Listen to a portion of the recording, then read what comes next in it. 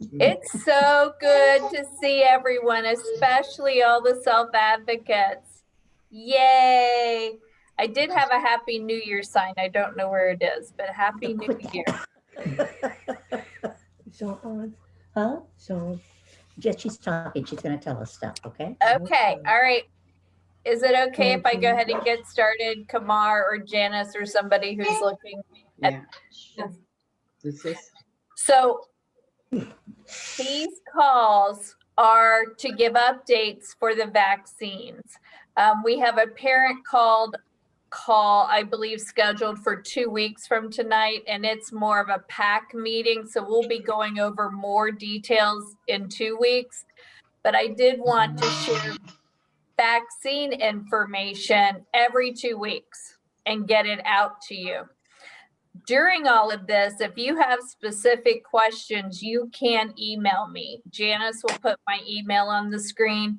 So far, I think I've gotten about a dozen emails. So people are emailing myself or Janice, and we do respond right away. So join the meeting. And then on our website, we also have a COVID page. And on that, we put all the questions we get without your names and all the answers. So you could look there if you're thinking of a question just to see if it's already been, kind of worked through. So anyway, that's my big intro. As far as a board, and we'll be sharing more about this next time, but financially, with our processes, everything related to our board functions and work is going very well. So I just wanted to give that update. Our budget is very sound. We're doing very well with our budget. All of our processes, all of our services are in place. Everything is functioning with the same deliverables, benchmarks, all of that as before the virus. Everything's happening a little differently, just like everything else in the world, but everything is happening. And Montgomery County is one of the counties in the state that has kept every single thing in place. Even our recreation is getting more kudos than just about anyone with all their fantastic Zoom meetings and parking lot dances and parties and just all kinds of stuff. So we're just very, very proud of that. So I just want to give that very brief update. Bill Angel is on the call in case you do have any questions about the virus, after we're done with the vaccination information. I think we're at 168 positive cases for our system. Now that's since the beginning of the virus in March. So that's how many positives we've had since March. Our rate of infection is in line with the general population. So we're not seeing a higher rate of infection for those that we serve. So that is good news. So the vaccination, I see the question from Linda, when will the vaccine begin? It's beginning, so finally.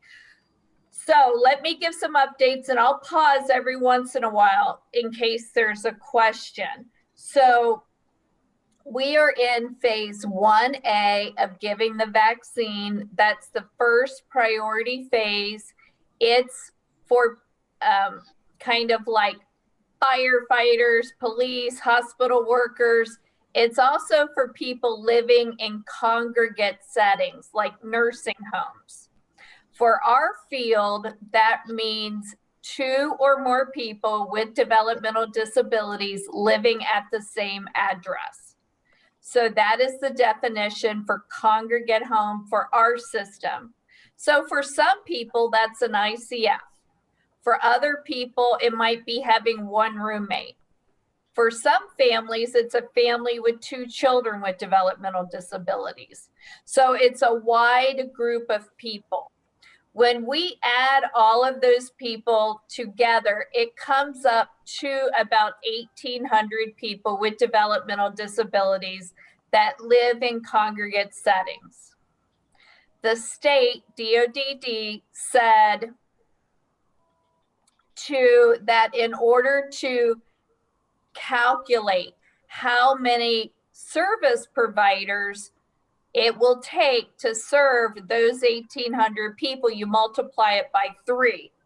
So if you do that, we come up with just over 7,000 people that would qualify for 1A, this first phase. Out of those numbers, some of our providers, just a few, signed up in February with something called a national pharmacy program. So they were able to get their vaccinations through a source other than the health department.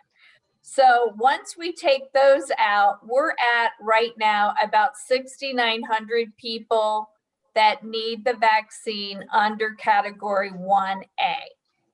Does anyone have questions about that or what that means? Okay, so that's the congregate setting. So we are just starting those vaccinations. We have a list of the largest congregate settings on down. So the largest congregate setting in our county is Stillwater. They are receiving their vaccines tomorrow morning. They will be vaccinating staff and people living at Stillwater tomorrow. Later in the day tomorrow, we will be using additional vaccines to vaccinate a couple of other providers. So all of that is starting. With all of this taking place, there's also vaccinations available through the Board of Health at the convention center, but those are only for people who live in a congregate setting or work in a congregate setting providing care. And so when someone goes to the convention center, we give them a letter or identification to take with them so that the people downtown will know this person falls in this category and they can get the vaccine. So that's our plan. We're going to start with the larger ones and then work on down through. So Stillwater is Friday, and then each week we learn from the Board of Health how many vaccinations we will have that next week to disperse. They literally do not know today how many vaccines they're getting Monday. It is very challenging to understand. But I was just on a statewide call with other metropolitan areas, and that's kind of how it's happening with the larger areas across the state.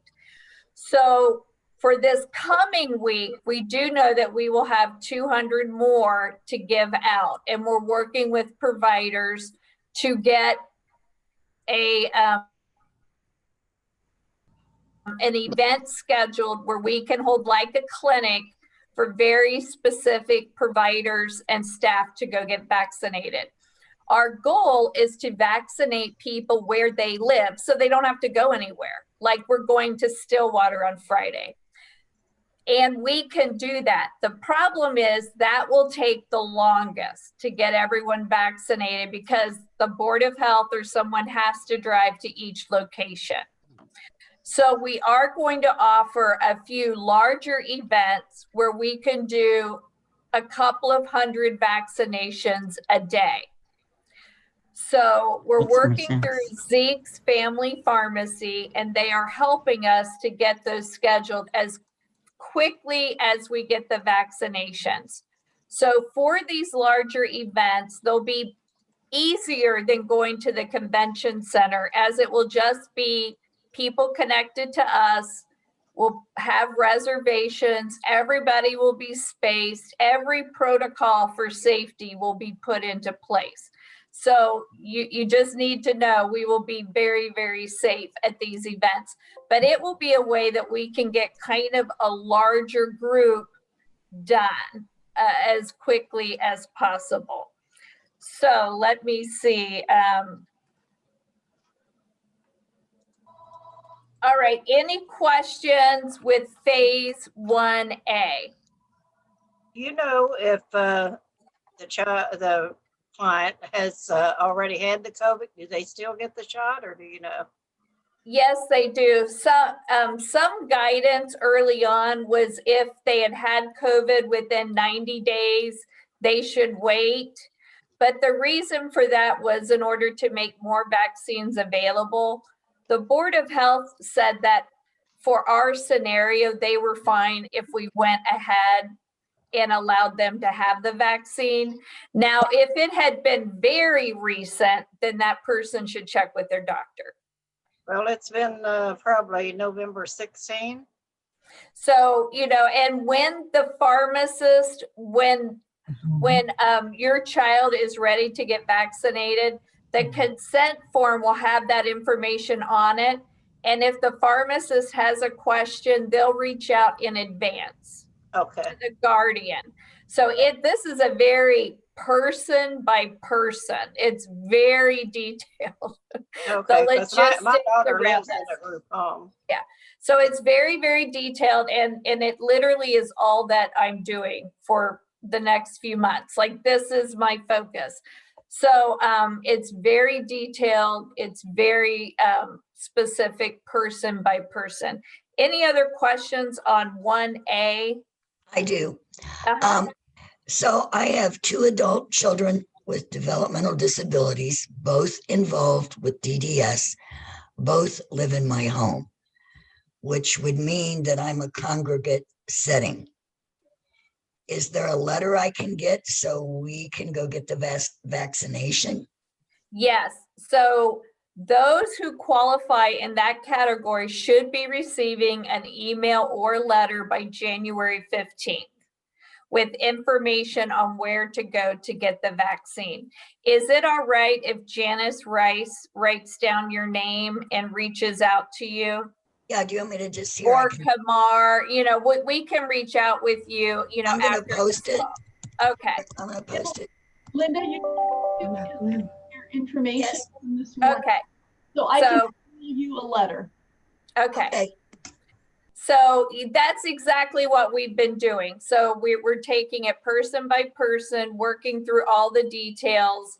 Yeah, and then we confirm everyone. Like for Linda, we do pull up, here's who's living with her. Yes, they are both in Montgomery. So we go through every detail. You might hear on the news of people just getting it, and that's not happening in Montgomery. Right. We are going through every detail just to be fair and to follow the process set out by our governor.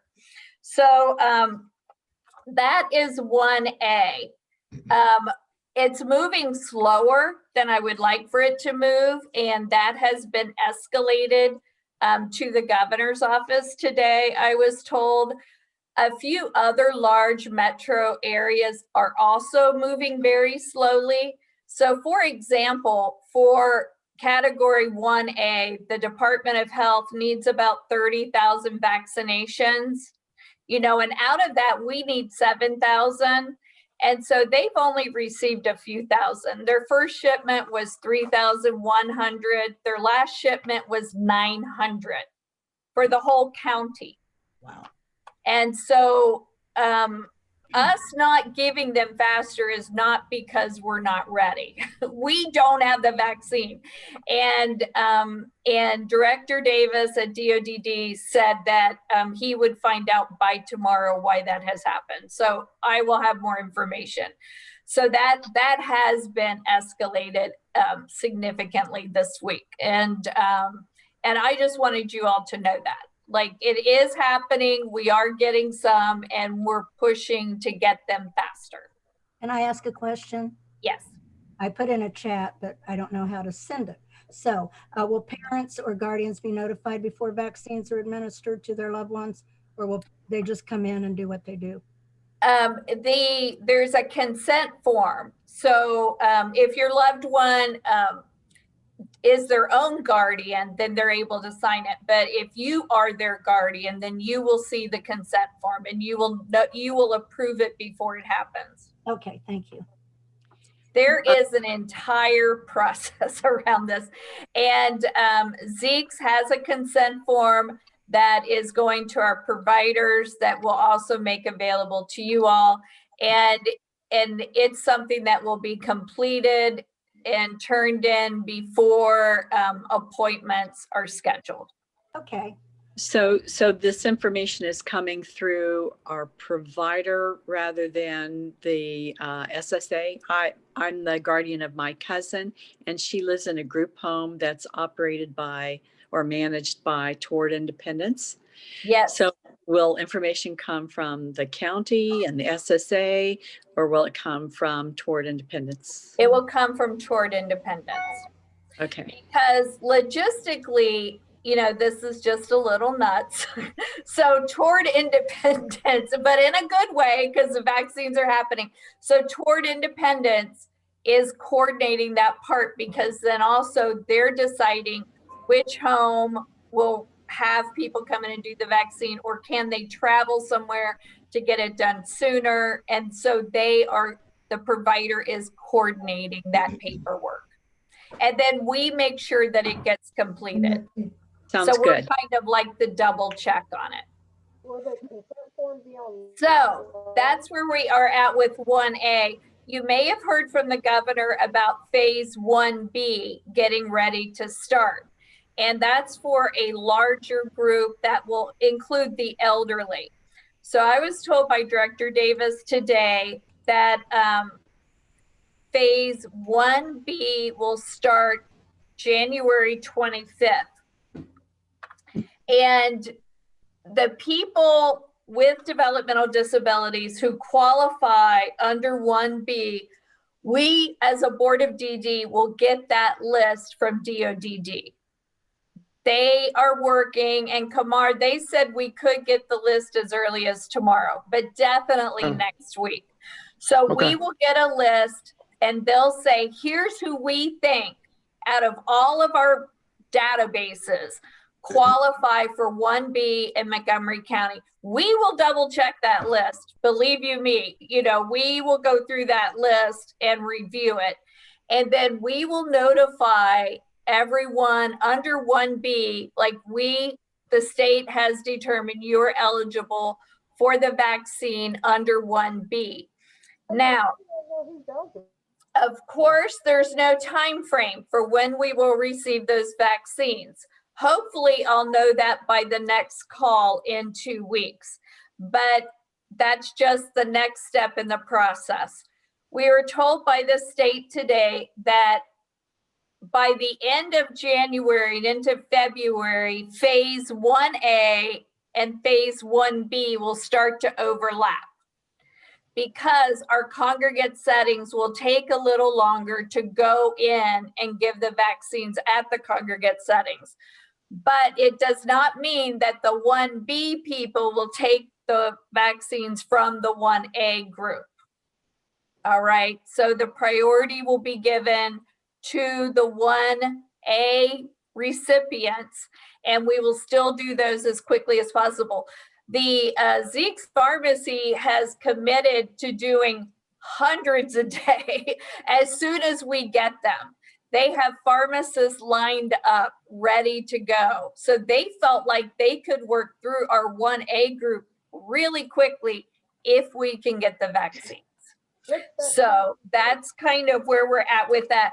Now, the definition of the 1B group, at least from my recollection, has changed a little bit, you know, over the past few weeks. And so I'm sure Janice or someone will post what the governor stated as the 1B, but as of right now, it does not include caregivers unless the caregiver qualifies due to other reasons. So if you're a caregiver over 65, you're gonna be eligible anyway in 1B, is my understanding. But you will not qualify just because you are a caregiver. Also, our direct support professionals who are providing one-on-one care in a home will no longer qualify under 1B. I know that was a lot of Can you information. can you clarify that again? I thought that if you were a caregiver in a group home that you would be in 1A. Yes. So, and that applies to you. Okay. What I'm saying is phase 1B. If you are a caregiver with someone in their home, one person with disabilities, and you're the caregiver, that caregiver will not qualify under 1B unless they're 65 and older, or have another reason why they qualify under 1B. So before our next parent meeting, Right. we will have probably even more information. And if it changes again, we'll have that too. But we will have the list next week over who qualifies under 1B. And we will start notifying everyone about that qualification. Can I ask a quick question? Yes, you may. So I just, we moved to Ohio this year and we've just been approved for the level 1 waiver. So I'm not sure my son will be on that list, so I'll have to contact someone privately because I don't want to hold everyone up with, personal stories. But how do you decide who in the 1B home level are going to be, like, I have a nonverbal child, he can't, wipe himself, shower himself, all of those kind of things. Is that what you're saying would be approved on the 1B level? So the 1B, and the state will tell us who is approved. So and I believe there's language in the governor's, it's very specific disabilities. And we will make sure that that's posted to our website. So well, wait a minute though, if a child can't wear a mask and can't take care, couldn't possibly quarantine because all of his skill, anything, his life depends on being around a person, that would have to qualify as someone that would get that shot. Or is that one of the, I'm asking, is that one of the checks for being part of 1B? it's very, very specific, the language. So I can't say without knowing the diagnosis.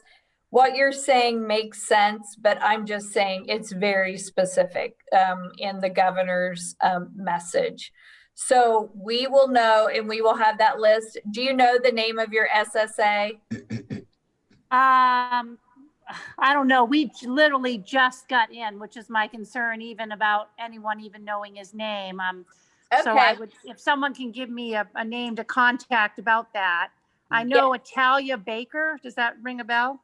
Or Stacy Mullins, but I don't want to take time talking about No, and that's fine. And so you can email me, or Janice can give you Kamar's email address, and we'll make sure to connect you to the right people. But everyone under 1B, you will be contacted. So you can wait and see if you get that letter. The vaccinations will not start before the end of January or the 1st of February for 1B.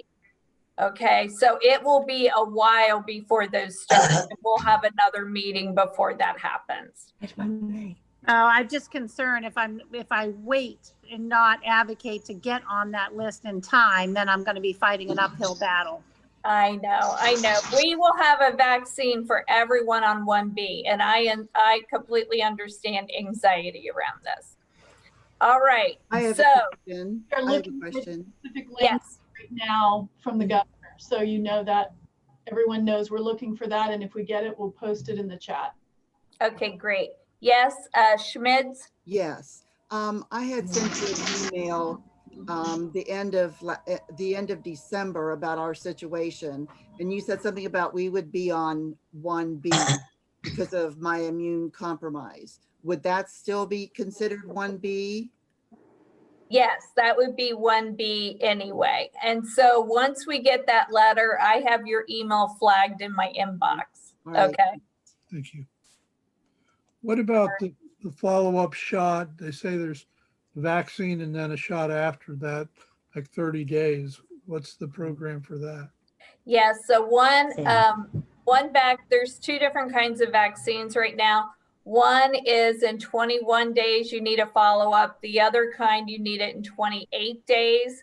So for the people we serve, they will, once they get the first shot, we are told they will be allocated for the second shot. So that will be just kind of part of the process.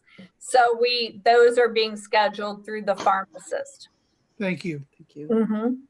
We did have questions about side effects. The pharmacist will have all of their medical things there, you know, to be ready in case there is a reaction. The reactions have seemed to be mild, but they will have equipment with them in case someone does have a reaction. All right, so any questions so far? This is all just very, I don't know. It's so very, very detailed, you know, in making sure we get every detail shared with you. All right, so here's some information about the vaccine you might not know. Once they transfer the vaccine to a location, they can't take it somewhere else. A vaccine, those little glass vials, can only be transported one place. And once they're opened, if they're not used, they're thrown away. So each of those glass vials, I'm being told, is supposed to hold 10 doses, but most of them they can hold 7 to like 11 doses. You know, those little glass jars that we see on the news. So as we go to locations like Stillwater tomorrow, if they have even a couple of doses left over, we are putting a system in place where we will be able to let DSPs know so that they can go get that shot before it has to be thrown away. So I just want you to know about that. And as we continue through this process and we get to February, my goal is that we would be able to do that with our families too. So I would rather give a shot to someone early than throw the medicine away. And so we do plan on doing that. It will be a huge coordination effort because a lot of times you don't know until that day, you know, like, oh, there's going to be some leftover vaccinations at this location. But it will be a lot easier than going to the convention center at some point to get a vaccine. You know, it will be much easier and faster than going to a larger event. So that is something that we're working to coordinate just so that we can use every last drop of vaccination that is sent into our county. Now, one more thing that we're doing, and I think we're the first county to do this, is we have decided to offer an incentive to our DSPs, our direct support professionals, and our independent providers. So we're doing that because right now, in a lot of counties that have had more of the vaccine than we've had, they're having a very high decline rate among staff.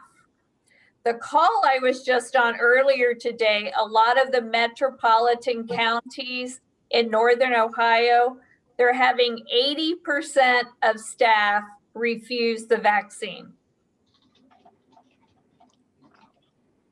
80% of DSP staff are refusing the vaccine. That's weird. Why? Have they given reasons why? They don't trust it. They don't want it. They're refusing it. DSP stands for what? The direct support professionals. So they're the people who work with the providers. A lot of times they're the ones providing direct care. So we had heard early on that everyone thought that there would be not a lot of acceptance maybe of the vaccine. So we've been working on a plan to be able to provide an incentive to our DSPs to kind of help offset the cost of mileage, going somewhere and getting it, and then if they needed to take a sick day or two after they get the vaccination. We're hearing that sometimes after the second shot, you might feel a little sick.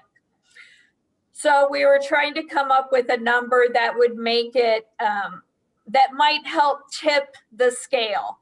So our providers in Montgomery County, when they kind of surveyed their direct support professionals, they said that a third of them said, yes, we want the vaccine right now. And then a third said, I'm never going to get it. Wow. And then another third said, I might get it. I haven't decided yet. So we decided to try to figure out how we could maybe tip that middle group to yes, to kind of get some momentum going. So our plan is to offer them an incentive of $400 to get the vaccination. And we've tested that today with Stillwater. So Stillwater's, and I just got the numbers before this call. So the numbers at Stillwater before the incentive were not very good.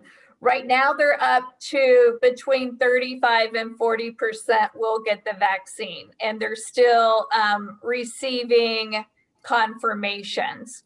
So their goal is to try to hit 50% at least of staff, maybe more.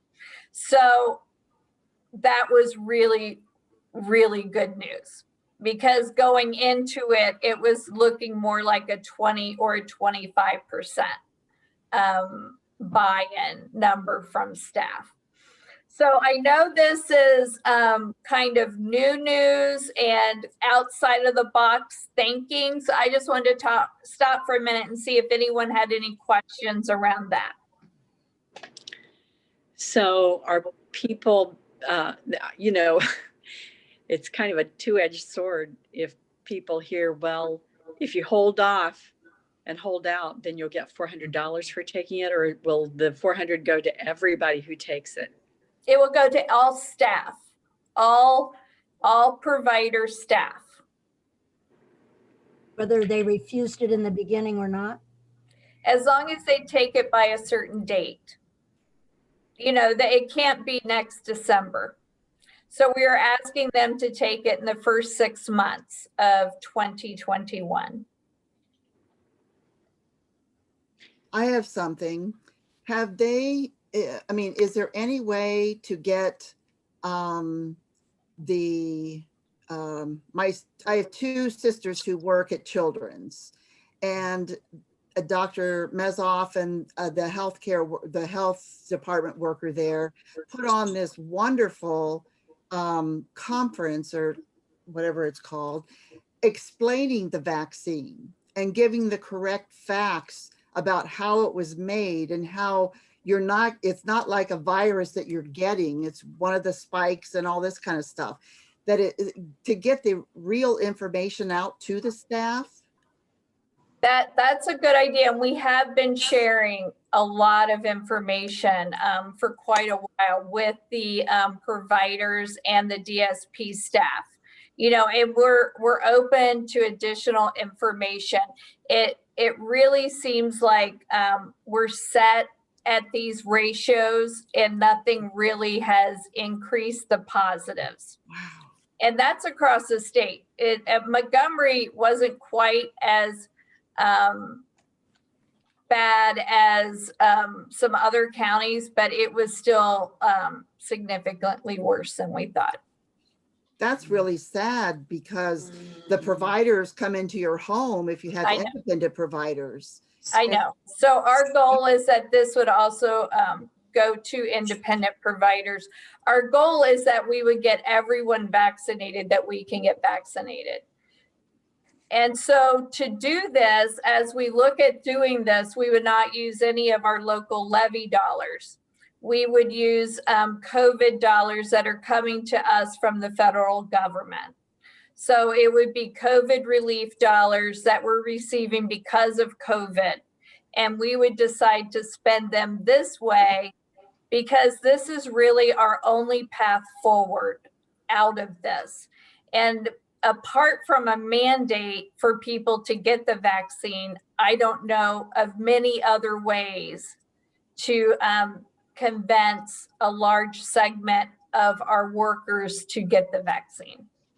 Is there a particular reason why a 6-month time period was suggested rather than like 3 months? Or I just don't think we'll have the vaccines in that time frame. So okay, why are you just Because giving a lot of the DSPs won't qualify for the early phase. so why are you just giving the incentives to the independent providers? And the all people who are paid to provide services. So also the direct support professionals. So if somebody works at Toward Independence providing care, so it's to anyone providing care. They'll get Like the an incentive. Yes, so like a worker providing care. Okay. So how do they get that notification? My husband just got certified to be an independent provider. So that will be happening over as soon as vaccines start to become available for that group. Okay, thank you. I just want to commend you guys because I think you're doing a heroic job. Yes. Absolutely.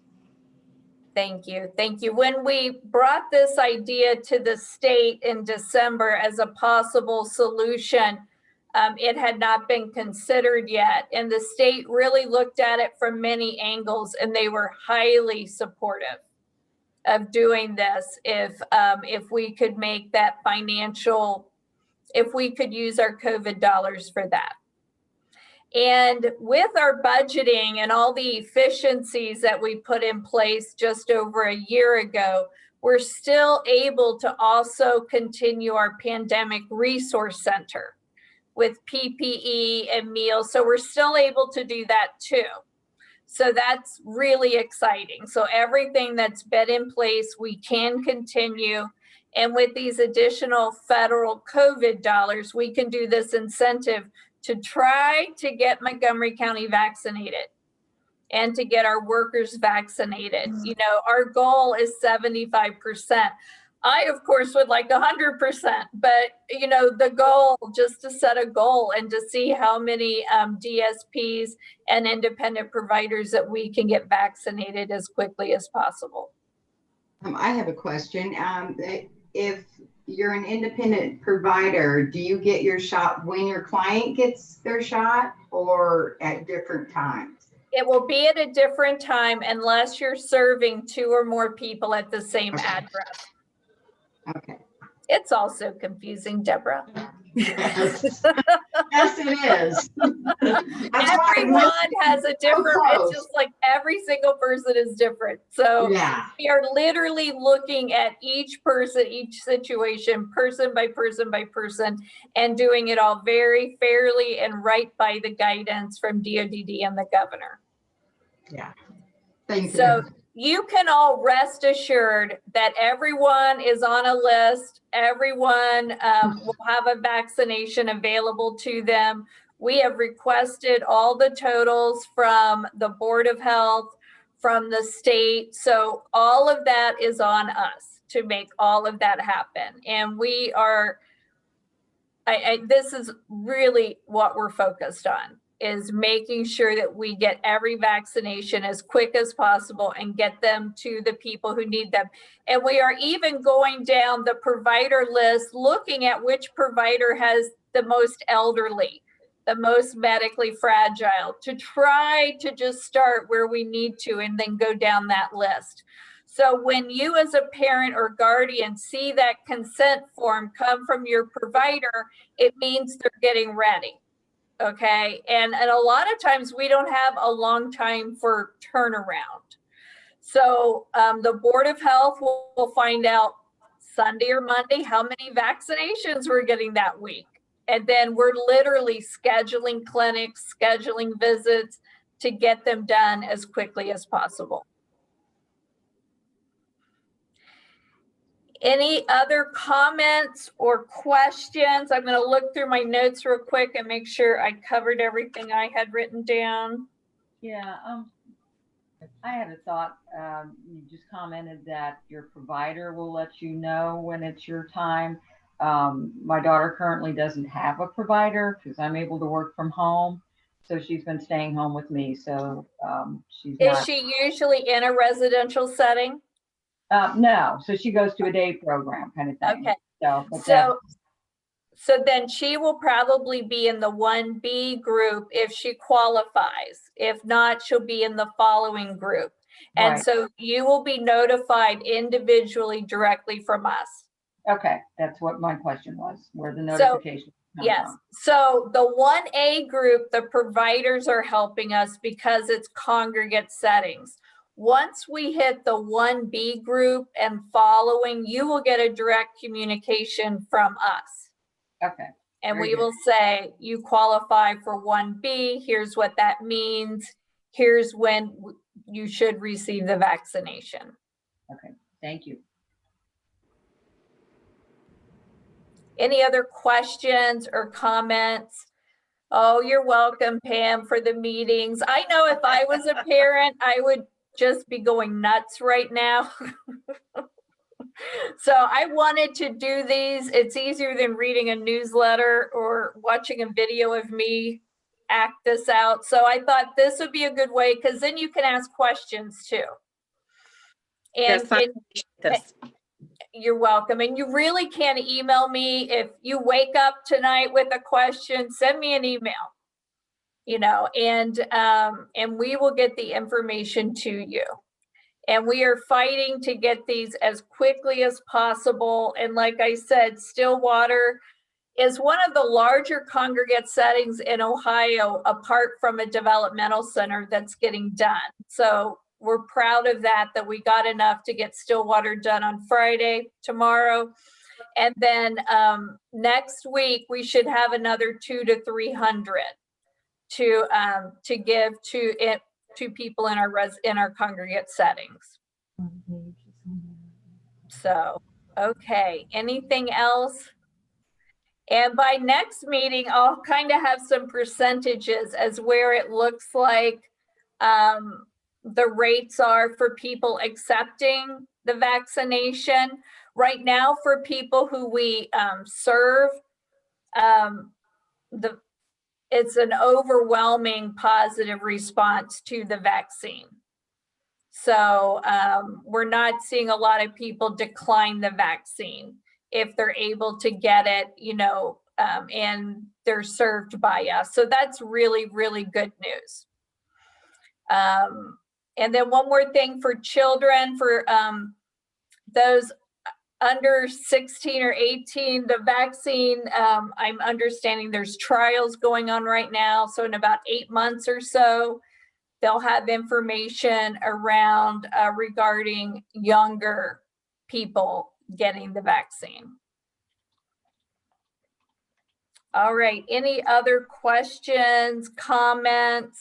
We have a few in the chat. Okay, good. It says, will the vaccine be available to parents who are main caregivers who have a child with a disability? And I think you touched on that. There's so they will, well, let me answer it again. So you will get the vaccine only in 1B if you qualify due to other reasons in 1B, like you're over a certain age or certain medical conditions. It's very specific language coming from the governor's office. Okay. Excuse me, Pam? Uh-huh. How will you know the ages of people? Or do they, when they get the letter for their individual, if they qualify under the 1B condition list, do the parents or caregivers need to contact you and offer up their proof of age? So their qualification will be coming from somebody outside of us.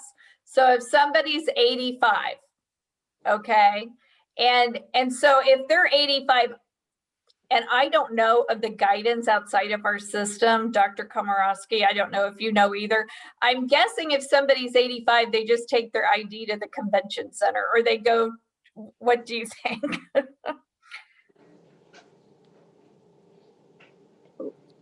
Is there some confusion about, I did see Dr. Komorowski on the call. Do you think she's on? Yes. I'm here. Oh, okay. I can't see you. Yeah, I don't know where you I are. don't know how they've stepped that out yet. I haven't Yeah. seen that. So that, thank you. Sorry to put you on the spot. Oh, it's okay. So parents who qualify because of age, they won't have to be verified for us. They'll just qualify because of their age. So that guidance will come out separate from us, but I'm sure we'll see it and we'll post it on our website. It's important to note that if you go to get a vaccine, they will be asking for, as Pam mentioned, ID, and also more than likely an insurance card as well. So if you go to a site, you would need to be prepared to offer both of those items. So the vaccine is free. So now you're thinking, I can read some of your expressions. Why do I need the insurance card? So if someone other than the health department is administering the vaccine, my understanding is that they can charge the insurance company for doing that act, but they can't charge anything that would cost you money. And that's all that I understand about that, because it's different if you go to a board of health than to a pharmacy. I have a question. Uh-huh.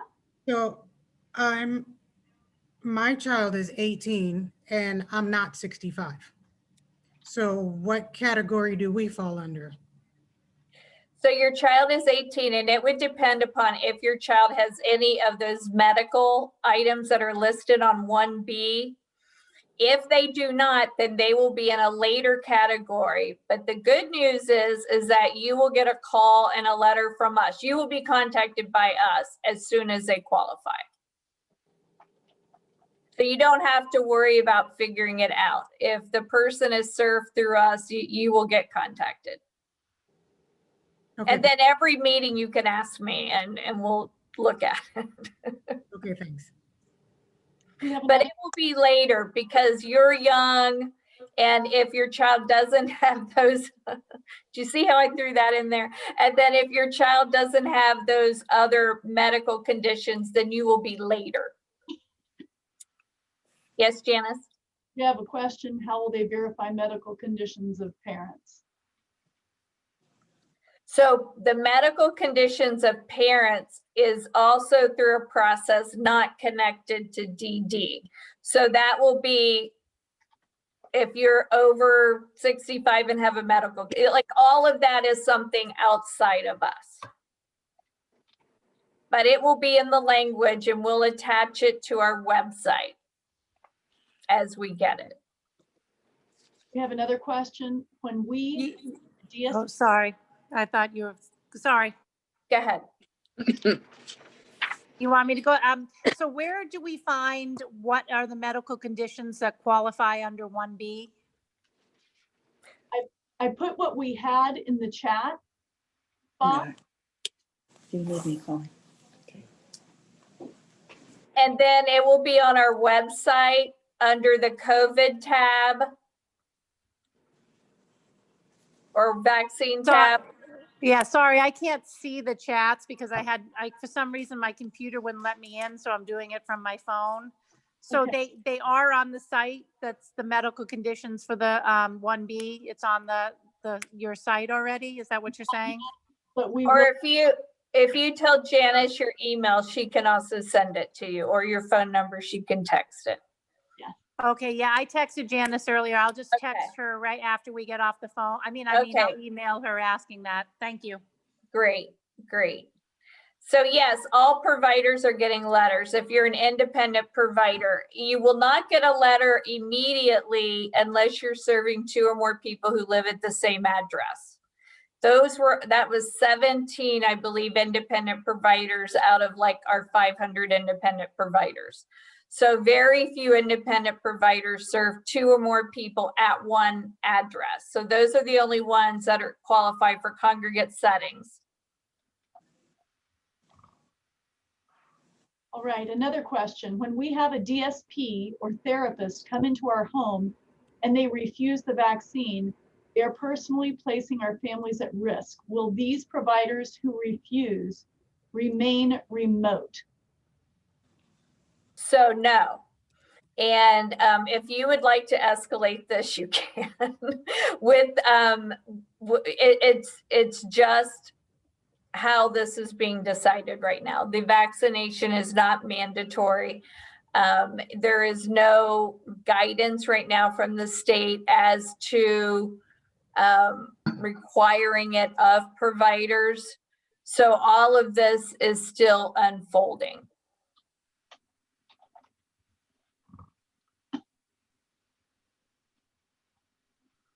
Let me see.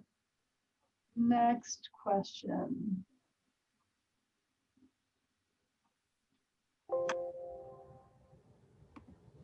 Will all providers get? Will all providers get vaccinations? Get a letter? Yes. So all independent providers, regarding the incentive or how to get a vaccine, at some point you will get a letter. Yes. Okay, independent providers, my understanding from my meeting today, will not necessarily qualify for 1B unless you have a medical condition that qualifies you or your age. So even if the person you serve qualifies to get the vaccination under 1B, it doesn't mean that their independent provider will qualify.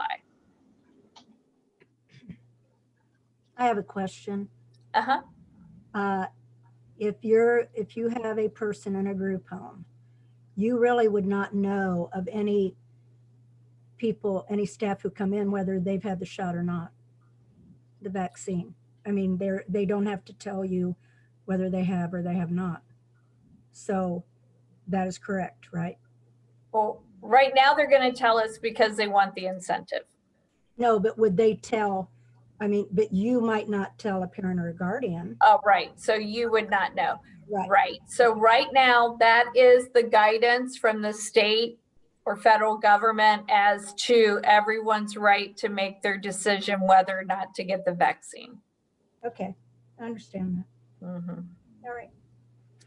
So that's why our goal is to encourage as much as we can with all means possible for everyone to want to get it.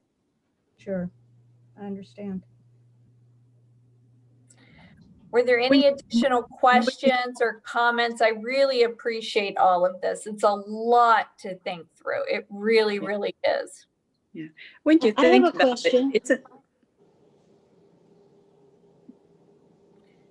Go ahead with a question.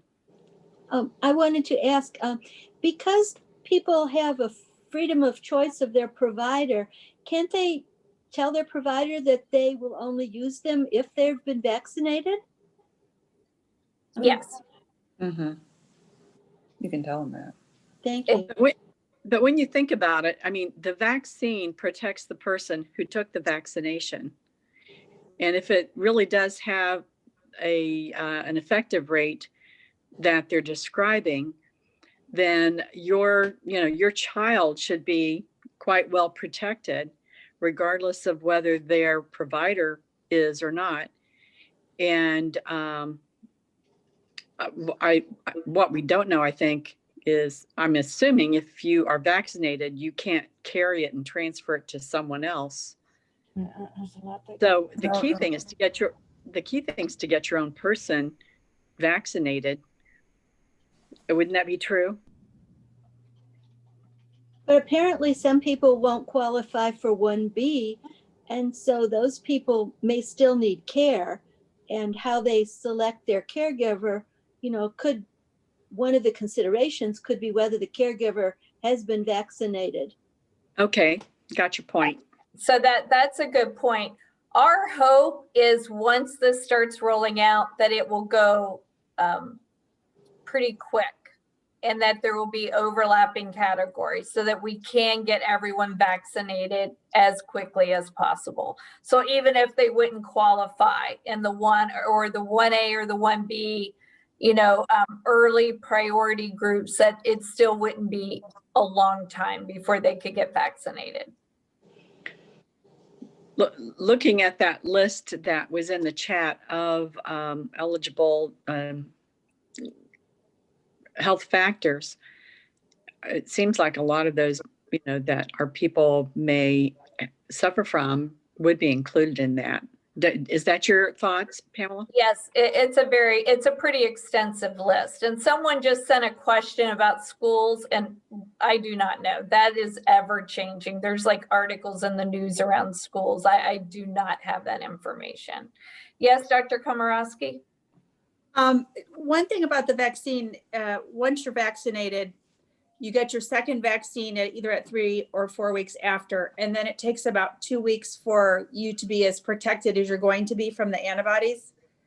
But you have to remember, it's not 100%.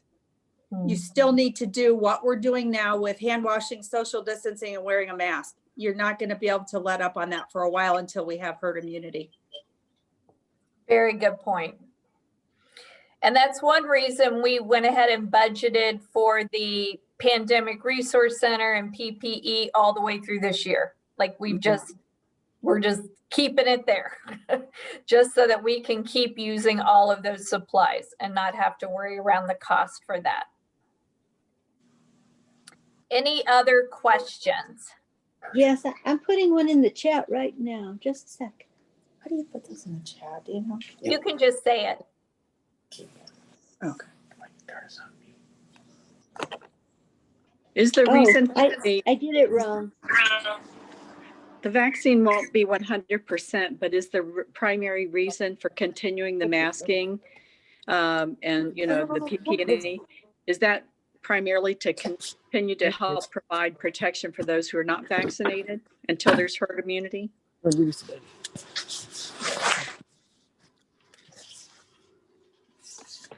Dr. Komorowski, did you hear the question? Do you know?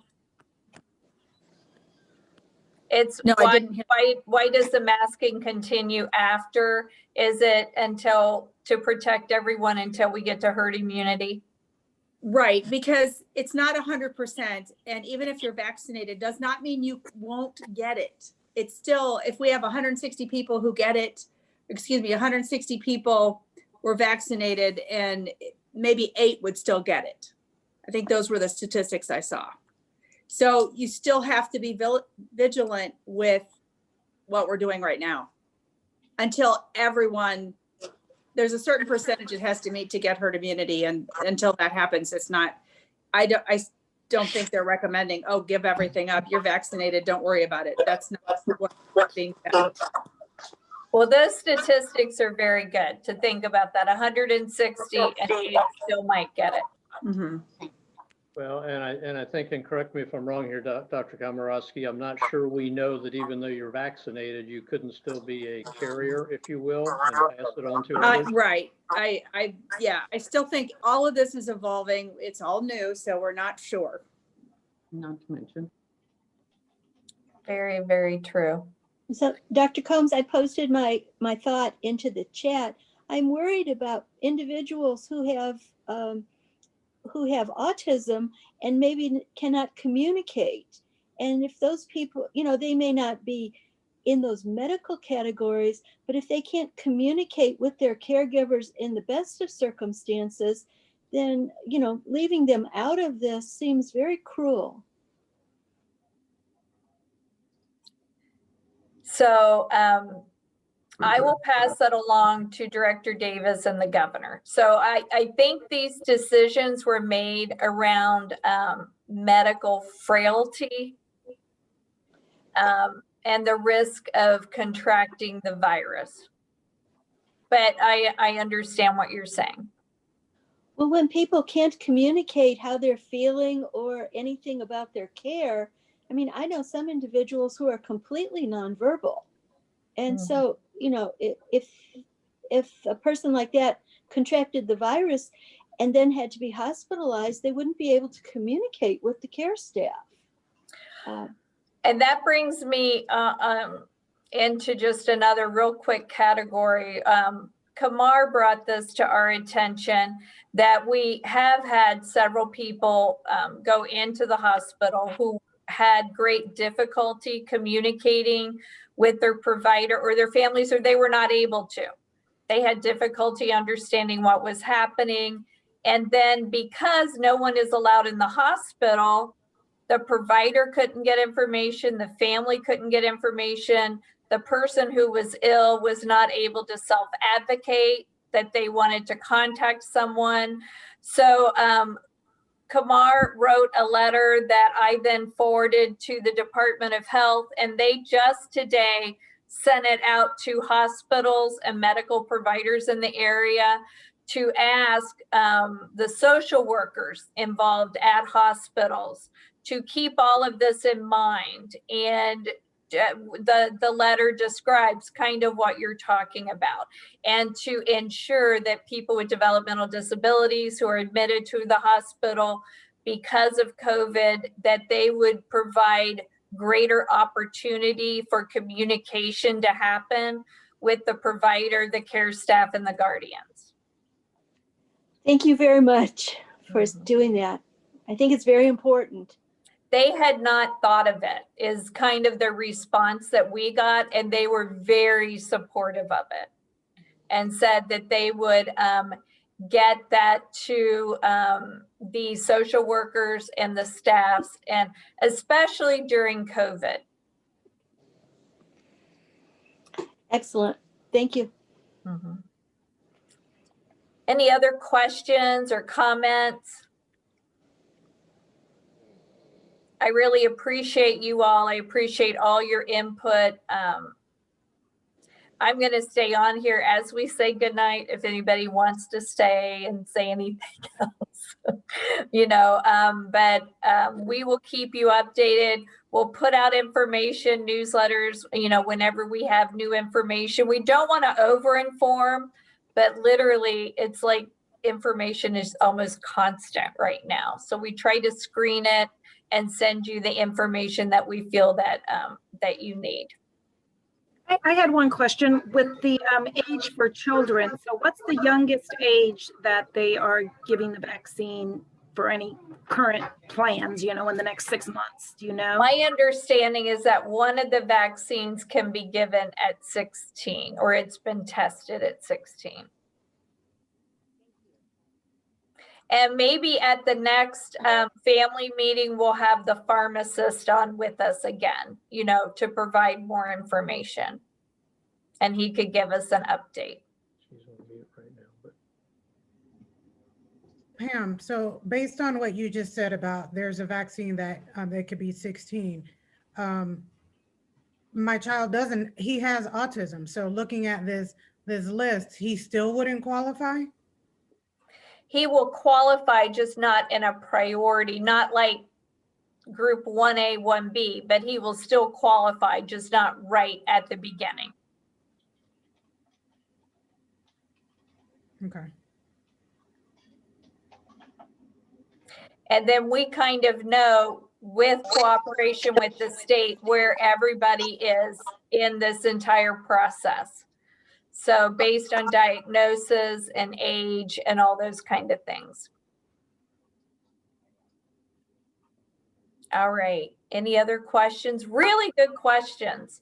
Once again, feel free to reach out to me directly if you have a question before the next meeting.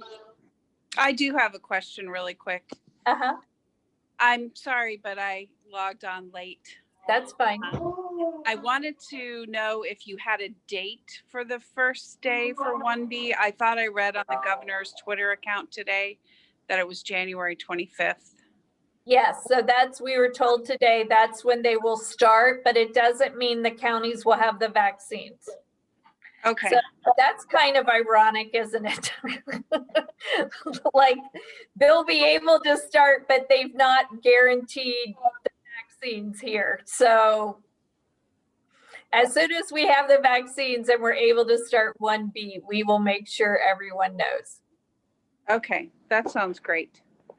Yeah, it kind of made me crazy when that came out. Dr. Komorowski? Dr. Komorowski? Yes. I have got a question. My daughter will qualify for 1B, I'm almost positive. And myself, as a caregiver, I hit 65 February 24th. Will they revisit this so that I can hit the qualification as a caregiver for me? I still think they're fairly specific. They're saying above 65, so possibly not. So when does the loop when do they re-look at the list? So it's continual. Yeah. I'm sorry, Dr. Komorowski. No, that's okay. There's not an exact answer actually. Yeah, so like 1A, if you qualified in 1A and you didn't want to get it, you can still get it into 1B if you change your mind. So there's not a cutoff date.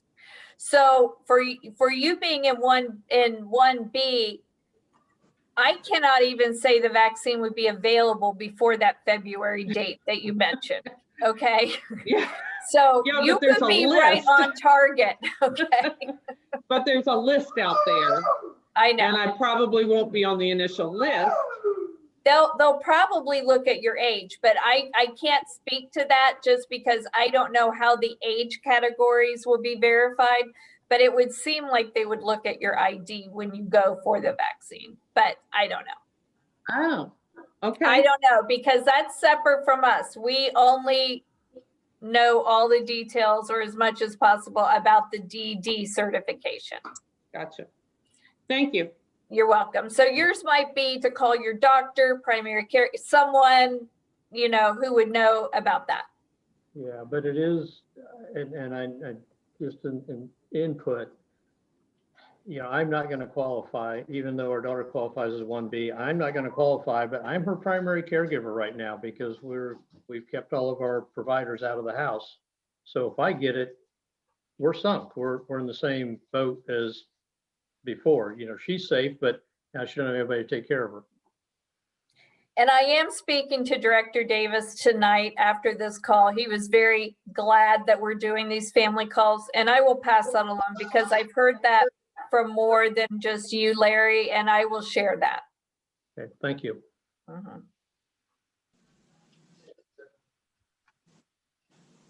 Has this call been recorded, by the way? Pardon me? Has this call been recorded? It has been recorded so that we can share with other parents. Okay, because I would like to hear the beginning. Okay, so Janice will be able to share that information on how to get that. Great. Okay. And we will also post it on our website. Okay, good. Thank you all for doing this. You're welcome. You're welcome. So please verify whether parents will be vaccinated if you qualify due to the guidance in the rule from the state. So if you qualify because of age or a medical condition. The only direct support staff that qualify are those who serve in congregate settings. To get it early. Everyone will get the vaccine, but to get it early, the only ones that qualified were those who work in congregate settings of 2 or more people with developmental disabilities. Kamar, do you have anything to add? No. I like your new house there. That's looking really sharp. I'll do what I can. That's a background. Yeah. Okay, great. You need to know we are literally, this is what we do hours, 10, 12 hours a day, is to get this organized as quickly as, we know that it means lives. And we are working very hard to make all of this happen. All right, any other questions? Reach out to me directly. Please feel free to email me. I will get right back to you. You are welcome for the hard work. This is what we do, and this is who we are. This is what we do. And we're here to serve you. and to take care of people with developmental disabilities. And that's our goal. So we're gonna do our very, very best. So thank you all and have a great night. There's my email address. And then 2 weeks, we'll do another one. In the meantime, if you have questions, let me know. Check out our website. We keep a list of questions on there. And Janice is so great about keeping our website with the latest, most up-to-date information. Because as a parent, that always made me crazy. When information changed and you didn't know if you had the latest. Janice knows breaking news. She'll text me breaking news while I'm in another meeting. Like it never stops. So she's always getting the very latest and it goes up there. So, all right. Well, thank you guys. Thanks, Mitch, for managing the resource center, and keep asking him for anything you need. And then we'll see you in 2 weeks. Thank you.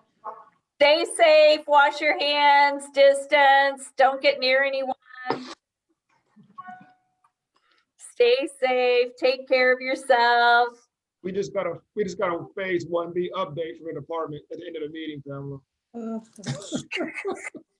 I stuck it in the chat box, but I deleted it. Oh my goodness. So what is it? Dr. Why don't you stay on? What is it? I don't know. I want to hear.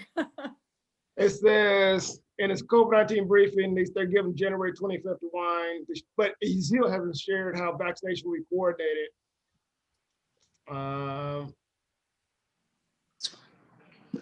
So it is happening the 25th still. There's still no plan for how it will happen. But we're supposed to let everyone know if they qualify and tell them how it will happen. Exactly. So it involves mind reading and fortune telling, but we're working on those skills. And he said everybody will have access to the vaccine the week of 25th. So the way, they keep putting it out there like it's a foregone conclusion that it's available versus saying if the vaccine is available, which I mean, I'm not being critical of the message, but I think you are, Kumar. And I did speak to Director Davis, who reports to the governor, and I said, hey, we can do it, but you have to tell me we'll have the vaccines. And they can't do that. Right. Pam. Yes, Dr. Komorowski. I know from Kettering's perspective, we were supposed to get 5,900 doses the week before Christmas. We got 100 doses. And they weren't going to send any more until after Christmas. Well, then finally we got, I don't know how many, but got a bunch more on Christmas Eve. I mean, you think but you really don't know how this is going to play out.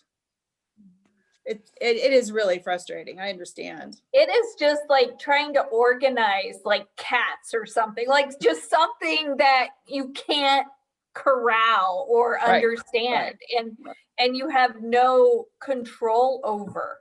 It's really, the Board of Health literally, I know she communicated with me like 8 times today. Like, and it's like, they do not know. Right. And they gave us 1/3 of all they received last week for the whole county, for our system. And it's just really crazy. I did share that. That's interesting about Kettering's. Now, that helps me somehow feel better, even though it's horrible. Right. And I have escalated that. And Director Davis said he would try to find out why it seems like Montgomery is getting them slower. There are other counties that all they have to do is call and they get the vaccine. Like they have the vaccine. So I asked him to figure that out and let me know. So I'm going to talk to him tonight. If I get an answer, I'll let you all know. But it's like, how is this taking forever? He said I was being treated like the stepchild, so he was going to. I just said, it doesn't make sense. It doesn't at all. So, okay. Well, thank you for letting me know that. Okay, good. Kamar, any other breaking news since we just paused for a minute? No, that's enough. Okay. All right. Thank you, Kamar. Okay, good night, everybody. Thank you. Thank you. Good night. Yeah. I'd like to talk to you, Pamela. Can I talk to you about Yeah, I was staying on. Okay, I called the Ohio COVID vaccine line today, and they told me, I didn't want to bring this up when everyone was on there to create confusion. They told me that the list that they have online where it says such as is a bunch of examples, but not a complete list, and that Montgomery County was responsible for how they wanted to do it, and they were in charge of deciding what the list was. So anytime there's a list like that, you need to know that Montgomery County is offering it as broadly as we can, especially to those that we serve.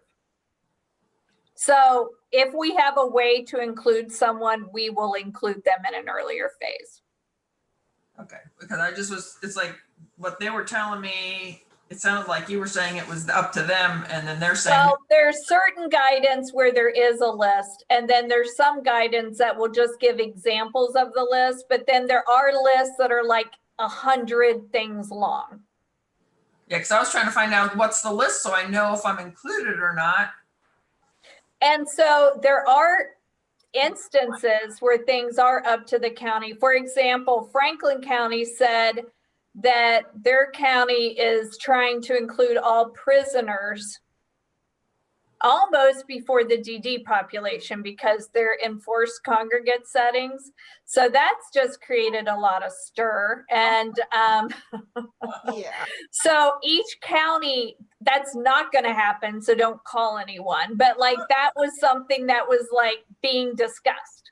So each county does have some like range to decide who is congregate and what congregate settings and those kind of things. So there is some leeway around that.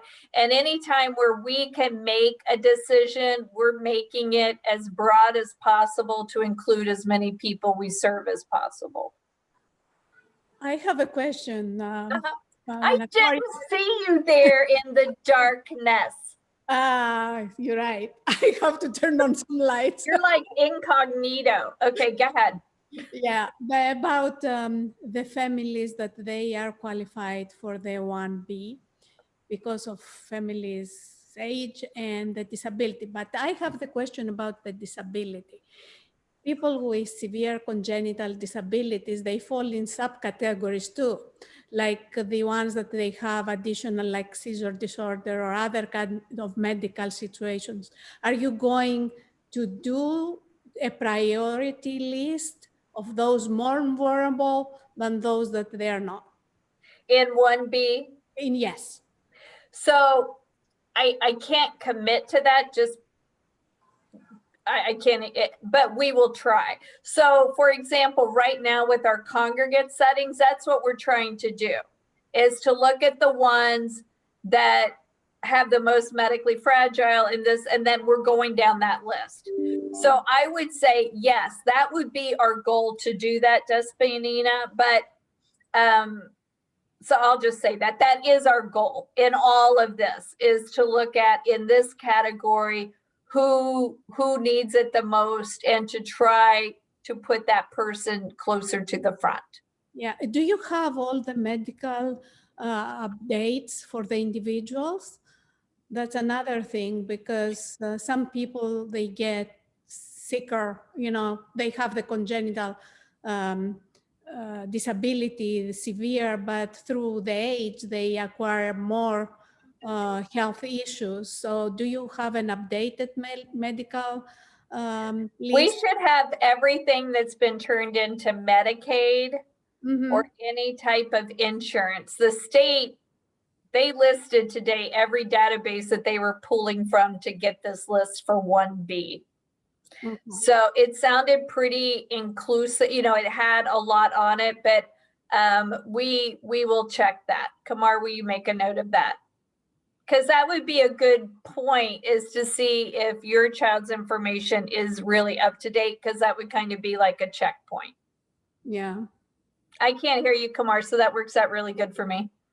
I know, because I'm gonna say something you don't like. Us and Medicaid are separate though, Pamela. So all the Medicaid records don't come to us, even though we're all Montgomery County. So the information we have on file is what parents have shared with us over time. So like Mrs. Barbakas, she's probably pretty good about sending in records currently, but if a parent has a sentence that we wouldn't. So we can talk about that, but I just wanted you to know that because I know you think our system is integrated, and that's one area where we are kind of Yes, I think it is integrated. Okay. It should be.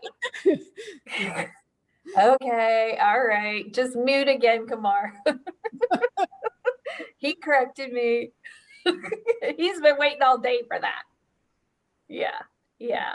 Okay, all right. So good. So anything else? Those are all really, really good questions. There was one question that was asked that I was kind of hoping for the answer for. So let's say my daughter, she's good for 1B. She's got epilepsy. And if I qualify for 1B, do I get my vaccine through you, or is that totally unrelated to you? It's unrelated to us. Okay.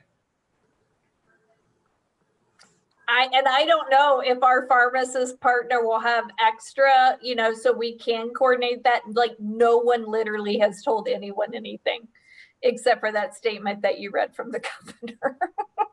And all the information I have as far as logistics. And Pamela, the point that I mentioned on my email, I like to make sure that safety is there, because we have some people, and we read some side effects, even temporarily, are important to have some medical personnel there that can evaluate the situation.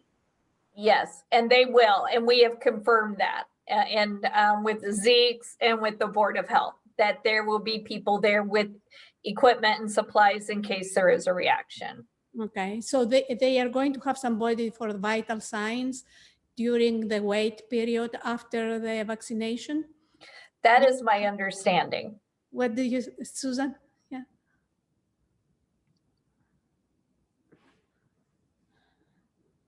Okay, here's what they'll do, and I've seen this happen. I've been around a little bit now. What they do, you get the vaccine, and then you just have to sit and wait for 15 minutes. They're not going to take your blood pressure. They're not going to do anything unless it looks like you're having a reaction. Yeah. And they will have somebody there, they'll have EpiPens, whatever they need to manage the situation, but they won't be taking vitals or doing anything like that. They'll just be watching. And so the pharmacist is having staff there, and then we're sending one of our registered nurses too. Oh, that's wonderful. As like a second set of eyes, so like they will be there at the location during the wait area.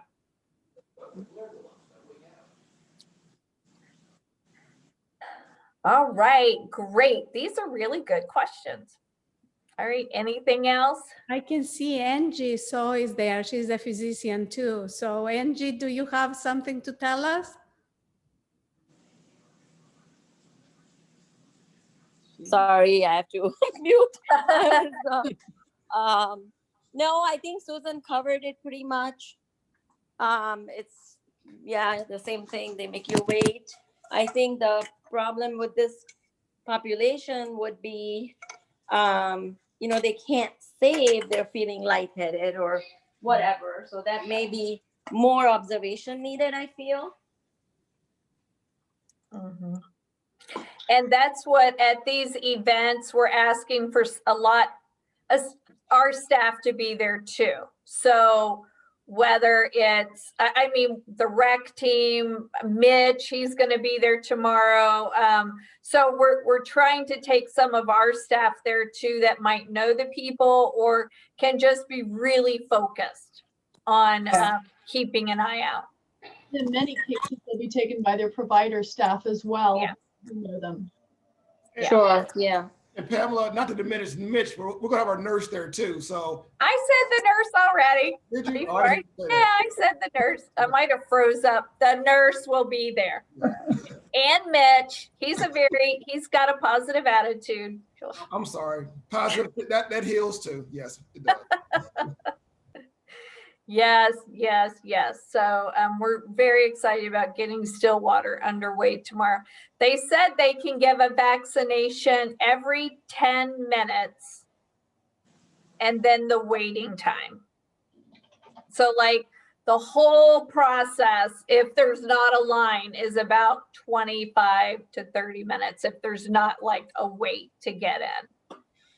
And that's our goal with all of this, is to schedule it and plan it so that it's just our folks, just our staff, and it's not like a convention center.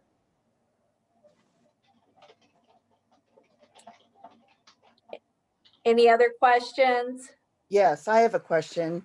With these medical personnel being there in like Stillwater, what will it be like if they get the vaccine in the home? So if they get it in the congregate setting, the pharmacist will be there, we'll have a registered nurse there, and the provider would be there.